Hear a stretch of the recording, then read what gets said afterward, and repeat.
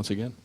These guys play an unusual game. You don't see it a lot. I would say they defend in the way that Carolina does with their gaps, so there's no room, but they are very dynamic in the plays that they make, in small areas. I think they're the strongest team, and that maybe not the appropriate, they're the quickest team on the puck that we've seen. We did a very good job of handling that blue line to hash mark ice and our end of the ice. They'll cross, and they make an awful lot of plays. So we were really good and really strong in that area.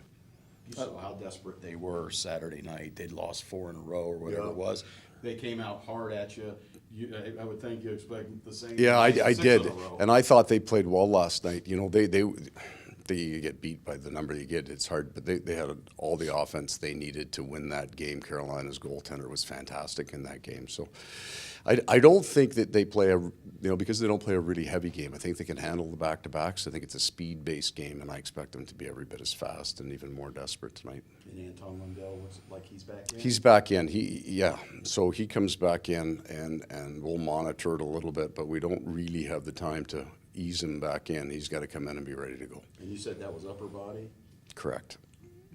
And Gudis? Nobody else is coming back tonight. I'm not particularly optimistic we're getting anybody back for the island. Sam Reinhart, 4-game goal streak. I think it's about a point a game since he got that first goal. Just seeing after that start of the year where he was generating chances to come in to see a consistent set of results coming in for him. Now, just how good is that for him, especially with how those first couple of weeks panned out? Yeah. You get a guy, and he had an awful lot of chances to score and couldn't find the back of the net and keep telling him to hang with it. I think when he knocked the puck out of the air for that power play goal, that was kind of the start of a break turning into a positive feeling, and he's been dynamic around the net.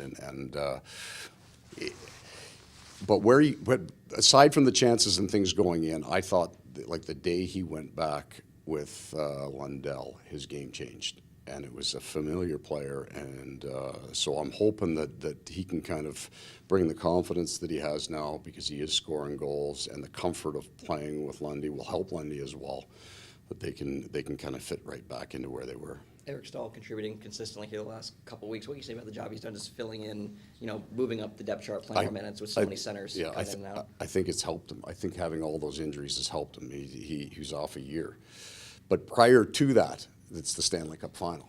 And we played them in the quarterfinal series, and we didn't have an answer for his line. He was with Corey Perry and Joel Armia and physically strong, so you're starting to see it. Hash marks down in the offensive zone, controlling the puck and working the net. And so with our injuries, his minutes have gone up, and it's kind of taken off that rust and got him back into a game that he can play. So he's far closer to where he was in the final than he was at training camp. He's worked himself back in to be a pretty darn good player for us. And looking at Sasha Barkov, he skated this morning. Like you said, probably not coming back till after the break. Yeah, but there's a chance. We go day by day. Right now, he is day to day. So if he felt strong and we were comfortable with it, we consider it. I'm just giving you the report I got today. The report was don't game plan for him in the island. We got 5 guys out. I think 4 of them, we would be thinking there's a chance they'd be ready after the break. Right. I mean, you got a couple days off. I mean, it seems like 3 of them. Yeah, Hornqvist and Duclair wouldn't be ready, but there's a chance Gudish, Barkov, Tierney would be ready to come back in. Okay, so going back to Hornqvist now, he would be eligible to come back, I guess, after the break. That doesn't look like that's the case right now. Oh, yeah, this one is potentially far more long term. I mean, that's a significant injury, and the number of those injuries now. So this one is more serious.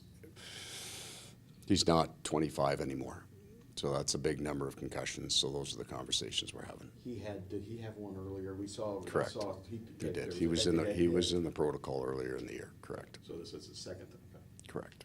Goaltender tonight? Sergei plays tonight. Yeah. Was Sergei available the other night? No, not for me. Oh, okay.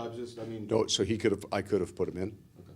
But I was absolutely not putting him in that game. He ran the number of games that he ran. He needed a mental day off. So no, there's lots of things you can't learn from the bench as a goaltender. One of them is a young goaltender who's fighting through, grinding through when it's not easy and it's not right. So I was wondering how much did you pulling him in Winnipeg have to do with you not pulling him in Boston too? Also, right? Okay, the order, there'd be about 5 orders. The first order of operations was Sergei Bobrovsky needs that day off. He mentally prepares for it. Could he go in? For sure. But you can't run a goaltender every time like that. Secondly, I had pulled Spencer the game before. Almost did the same thing.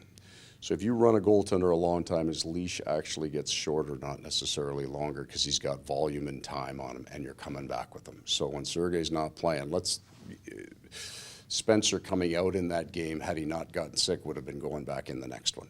So we pull him in, and I know we got Detroit, and I know we got divisional opponents coming up, Spencer's going back in. So you're not going to leave a guy that's played incredibly well on a night that things aren't going as well at the end of it. You get him out of there as fast as you can, a couple of hot dogs, he relaxes, he goes back in the next night. This one was different. Sergei Bobrovsky needed that day off, and I needed him, and there's lots for Spencer to learn in a game like that. So it's good for him. Yeah. Boston, I would think too, Florida maybe did that. Well, no, your dad, I mean, at that point, not taking him after 2, after 3, you would consider it in a normal set of circumstances, but he goes back in at 4. I got 6 guys out of my lineup. We're down 4 Cobb to a team that hasn't lost. Chances of me changing the goaling and changing the outcome are different. There's lots for him lots of meat on that bone for Spencer, man. I did have a number in my head after 2 that I would have taken him just to save him if I had to. He didn't reach it after 2, got to it after 3, so the game was over. There you go. I was just Okay. wondering how that.